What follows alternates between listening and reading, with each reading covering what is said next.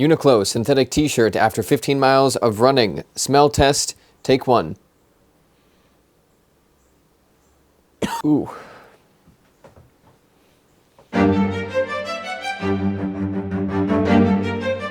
This is a cotton t-shirt. I'm pretty sure you're familiar with it, although this one does have a cool graphic on the back. This is Patagonia's pride and joy. Patagonia first discovered this fabric, I think it was on football jerseys or soccer jerseys, and now it's one of their flagship fabrics. This one is covered in mint oils, so you don't smell bad. And this is a 100% merino wool t-shirt. It dries incredibly faster than cotton. It is soft like silk. It doesn't wrinkle. It never stinks, even when synthetics do. It's the perfect t-shirt. There are absolutely no drawbacks. Is that what I wrote? It doesn't seem like something that I would write. It does, okay. It does have some drawbacks. If you Google merino t-shirts, you will see horror stories of people saying it's not worth the hype. Their shirts are full of holes. The process to make these shirts is incredibly toxic and worse than synthetics. It's worse for the environment. And of course, the final one, it's not even real wool being used. It's just plastic. So the real question of today's video is, how good are merino t-shirts actually? How do they stack up to synthetic t-shirts? How do they stack up to cotton t-shirts? We're gonna do a few tests to see, do they smell more? Are they stronger? Are they weaker? The drying time, and then overall thoughts. And we'll see. There's some stuff where merino absolutely destroyed and some stuff where it got destroyed. And then there's the big controversial thing at the end. But before we get into any of that, I need to let you know this video is sponsored by Unbound Merino, who makes Unbound Merino clothing. But big disclaimer on the screen right now, I can say whatever I want. I have over 20 sources listed in the description. All the testing is as accurate as I could possibly make it. Unbound Merino has no say in what I say. There is a 60-second sponsored portion, but that's it. The first t-shirt up was Patagonia's Capilene Cool Daily t-shirt. This t-shirt de-stinks by being covered in mint oil. The mint oil binds to the odor molecules so that way they don't drift off and enter into your nose. No offense to Patagonia, they did not do a whole lot of binding. I haven't worn synthetics in a very long time, so I kind of thought, well, surely technology has gone far enough where 1 to 2 days of running or high activity will make you not stink. Not true. This kind of ruined my experiment right off the bat. I wanted to wear each t-shirt for 3 days, and I did, but I stunk on the first day. Then I kind of immediately broke the rules of testing, and I added another contender to the list because Patagonia uses mint technology, so I was curious what would happen if I got a brand of t-shirt that didn't use mint technology, because there's a lot of other different ways to make something anti-stink. So I got this Uniqlo t-shirt, and initially I was a lot more happy with it, especially on my run. Although we can't confirm for sure because Uniqlo doesn't really give a lot of information about their products. I'm assuming it's using silver, the metal, which Lululemon also uses, but they wrap the actual polyester filaments in silver. This actually smells far worse than Patagonia did, so I don't know what tech Uniqlo is using, but not as good. Hello everyone, welcome to our little graph. This is to keep track of how everything is performing. So on the left is performance, 1 being the worst, 10 being the best. On the bottom is what we're testing, synthetic, cotton, and wool. And then on the right is our key, because we're testing smell, drying speed, strength. So this graph will populate as we go through all of the tests. All right. Now, if we understand why synthetic clothing smells, then everything kind of opens up and you think, what if we did it the other way? And that's what we're jumping into. But synthetic clothing, 1, either doesn't absorb any liquid at all, that's polyester, or it's nylon and it absorbs like 1 to 2% of liquid, basically nothing. So all of your warm, cozy sweat for bacteria sits on top of your clothing. And then at the same time, synthetics love to hold on to all of the gross stuff that is coming out with your sweats, like proteins and fats and stuff like that. So it basically just holds a little petri dish under your arms or wherever you're sweating a lot and lets the bacteria grow and eat and love it. And it's very hospitable to bacteria over time, so the smell doesn't go away. Oh, poor cotton. It always gets dunked on when you're looking at performance fabrics and wool and synthetics. It's always like this and this and this, and then cotton sucks. What is cool about cotton is when you think about what it's for, then it makes total sense. It is a seed dispersal system. It has to protect the seed at all costs. And when you wrap it up and make it into a fabric, guess what, buddy? You become the seed. And cotton's gonna try and save your life the only way it knows how. which is actually very ineffective for saving a human's life. Cotton sucks in every single drop of water that it can get its hands on, and while it's sucking all that up, it is also sucking up the gross stuff from your sweat, and on top of that, it is not holding on to all of the oils and gross stuff anyway in your sweat. Once it dries off, a lot of it will just evaporate out. So cotton is more anti-stink than synthetics, and after 3 days, it smelled a little bit, but I feel like cotton for the most part it felt like the oiliest, the grossest. It didn't really hold the structure at all, but it smelled less. Overall, definitely a strong second placer. I would have probably washed it on day 2. Realistically, I'd only go running in it once, but the smell wasn't unbearable. Now, what's very interesting about cotton and synthetics is they're basically both the same thing. So cotton is basically cellulose throughout. It's one thing and it looks like a ribbon. It's very pretty. There's not a lot going on. Synthetics, there's, I think, probably even less going on. It's incredibly uniform throughout. It's just very long strands of polymers, but there's not a lot of variation going on the fiber level. Wool, on the other hand, gets its own heavenly montage breakdown of the fiber.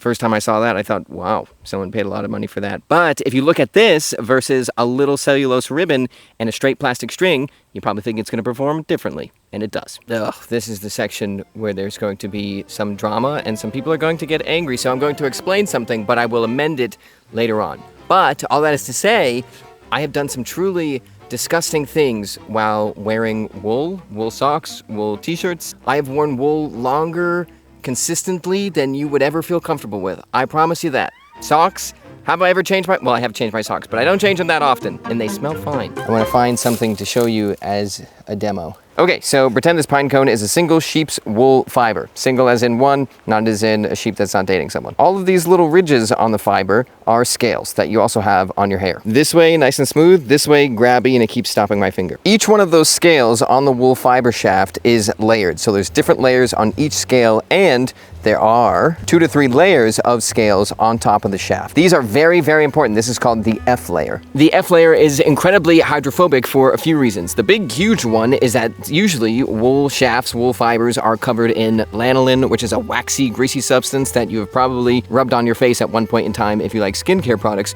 or swallowed if you take certain types of vitamins. But the scales themselves, ignoring that waxy substance from the sheep, are also hydrophobic in layers on the scale. And if we go inside of the fiber, this would not look like this. It would basically be a circle like this that's split into 2 sections, the orthocortex and the paracortex, I believe. Basically the center, and that is where water does go in and does get absorbed, but it's water vapor. So the chemical makeup of wool, combined with the fact that it absorbs water vapor and repels some water on top, makes it this monster of anti-stink, and wool is truly the gold standard of anti-stink. Cotton was so much better than synthetics for the smell test because it could suck up so much water and it wasn't super hospitable for bacteria to grow and everything like that, and it didn't bond to the stinky stuff that much. Wool is that on steroids. So wool just absolutely destroys everybody. Perfect bar graph chart, 10 out of 10, great. It is the gold standard in anti-stink. That is its strongest attribute. And then we start to go a little bit the other way, but not as much the other way as I initially thought. YouTube, we're going on a trip for this ad. Every time I go on a trip, I always have an extra bag full of cameras and laptops and iPads and everything like that, so we're going to pack extremely light for this trip because I don't like to lug around a lot of stuff. Our packing list will be incredibly simple. A pair of pants from Unbound Merino. Got a nice crotch gusset here for extra mobility. I can move around a lot easier while I'm on the go. A t-shirt from Unbound Merino, a shirt to go over it, and I should have gotten the underwear because I would have worn those as well.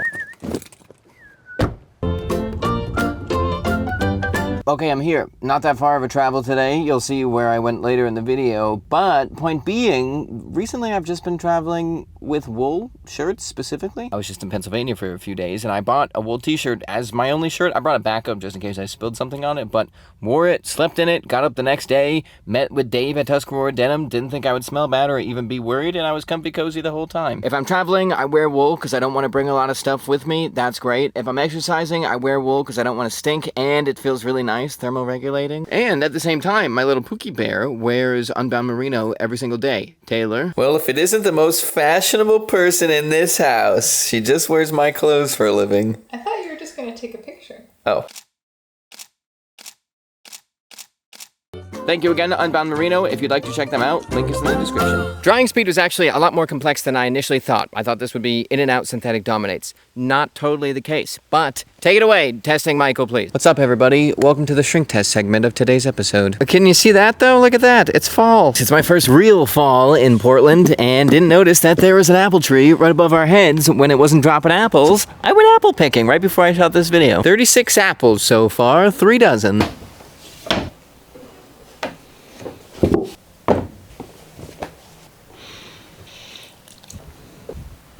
I ended up doing this test 3 different times. The first time, I just threw everything in the laundry machine to make sure that it was equally moist. The second time, I thought synthetic was gonna dominate, so I kept that in the water last. And the third time, I tried to even everything out. But each time, I noticed the same thing again and again and again, and that is that wool and synthetic seemed pretty close, which surprised me. So I did more research. Also, sorry to cotton, buddy. You tried your absolute best, but we're aiming to dry faster. So cotton is still soaking wet in the bag. It's disqualified. It's still not dry, so over 12 hours. A lot of people have done a similar test that people actually did better tests. So luckily there is better data than what I have, but I thought synthetics would crush wool, but wool actually felt drier. And that led me down the path of doing a lot more research to be like, what the heck is going on? I don't want to say something stupid in this video. And I found 3 other tests. One from Backpacking Light, which found, as we would expect, synthetics dried faster, but not that much faster than wool. And more interestingly, which was also backed up by another guy, is that the time for both synthetics and wool to dry is actually pretty similar.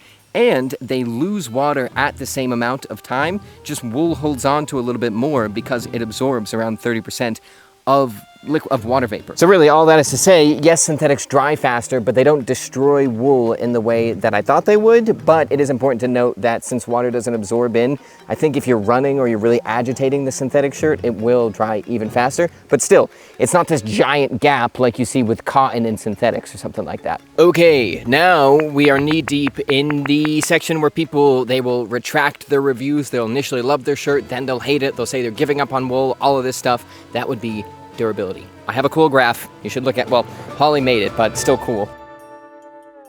I didn't make this data up, obviously I got it from Woolmark, but it's very interesting. The bottom you'll see running along there is how stretchy is the fabric, and then the top is how strong is the fabric until you can snap it or break it or something like that. So cool graph, and immediately we could see why people like the $5, $8 cotton t-shirts, because they're pretty darn durable for what they are. That's pretty good. And then we can look at polyester and synthetics, and you can see, yeah, those are a lot more durable. Not that stretchy on the polyester end, but of course you can make a synthetic that is still pretty strong and still pretty stretchy.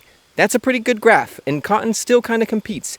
Then we have wool. Wool, very stretchy, not super, super strong when you're pulling on it. It's also very bendy. It can bend a lot without breaking. But this is the reason that merino wool t-shirts break down faster than cotton or something like that.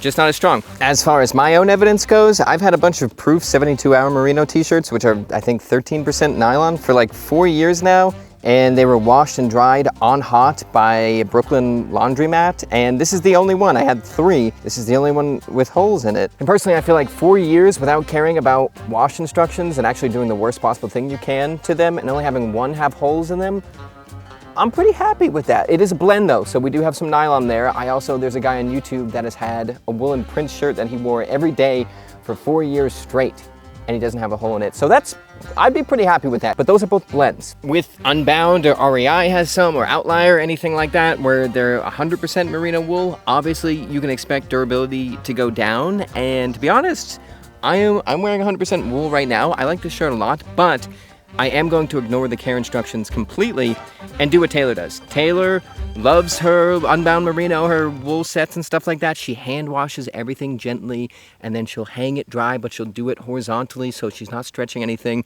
Her stuff looks great, and she wears it almost every single day, and she wears a pajama set every single day and has been for like 4 or 5 months. Looks perfect, looks like the day she got it, but she treats it incredibly carefully.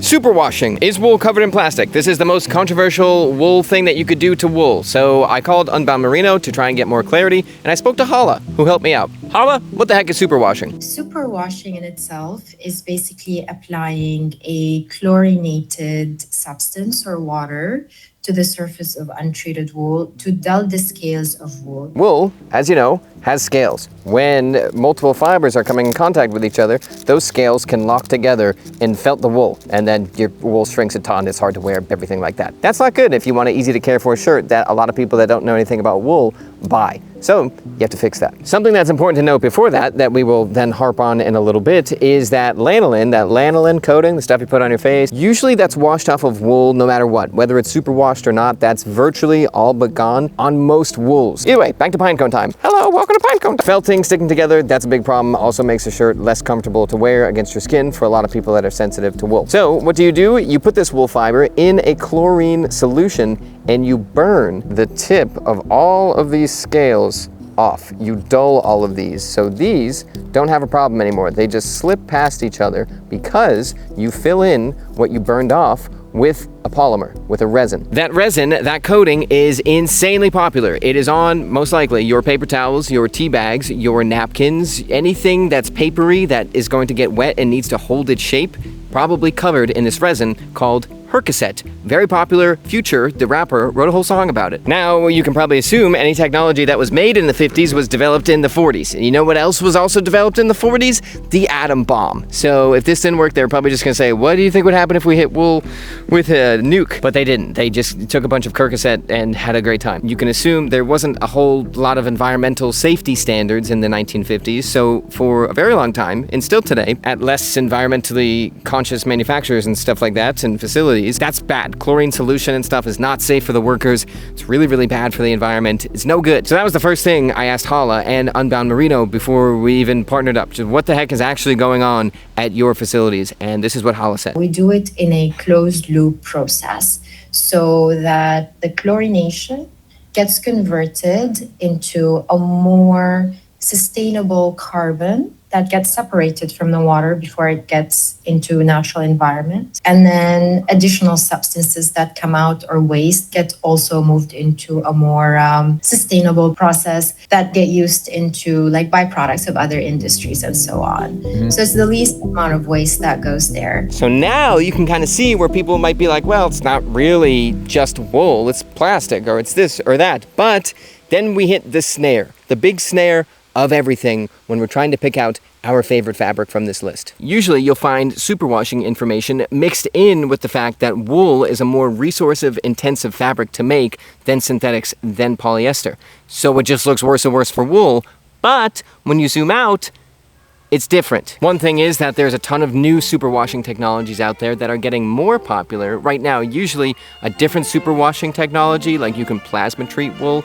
Typically, that's just more expensive, so less people would buy it, so in turn it's less popular. And there's also other ways to do it that weaken the wool to a point of not being able to use it. But the point of that is, you're still reducing the amount of plastic in your shirt by factors. It is a huge amount. This is barely any plastic versus something that is 100% plastic. And even if you get a blend, that's still 80% less plastic, which is kind of cool. And now the big snare is that Patagonia uses mint instead of silver salts because they found that when you would wash clothing, the silver and stuff would come off and go into the ocean and then affect marine life over time. So they switched to mint. But the problem is, it's not completely getting rid of your smell, and Patagonia says the only way to do that is to wash your clothes every single time you use them. But then they kind of get snared in their own thing and say, but just don't forget that that is also the second biggest energy user of the lifespan of your clothing, next to it being made. So it's a big fat snag because they're saying wash your clothing every single time you wear it, and then a brand like Wool & Prince is saying, hey, we'll give you an award if you don't wash your shirt for 100 days of wear straight.